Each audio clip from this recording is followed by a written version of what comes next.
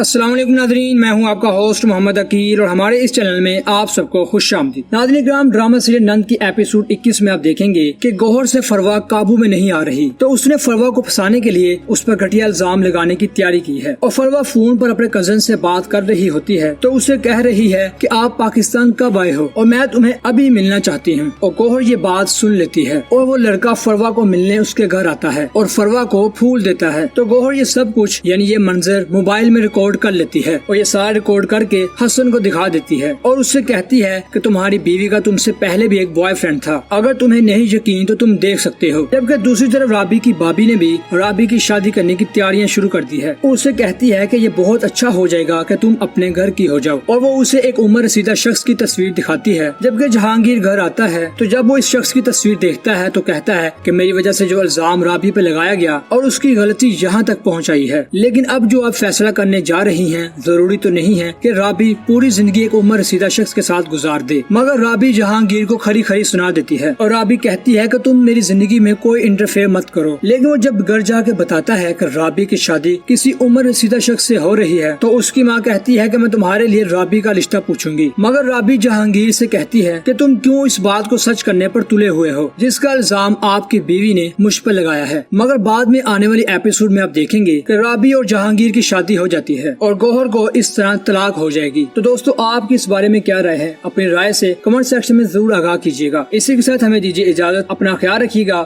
ہمارے چینل کو subscribe, like اور شیئر کرنا مت بھولیے گا۔ اللہ حافظ۔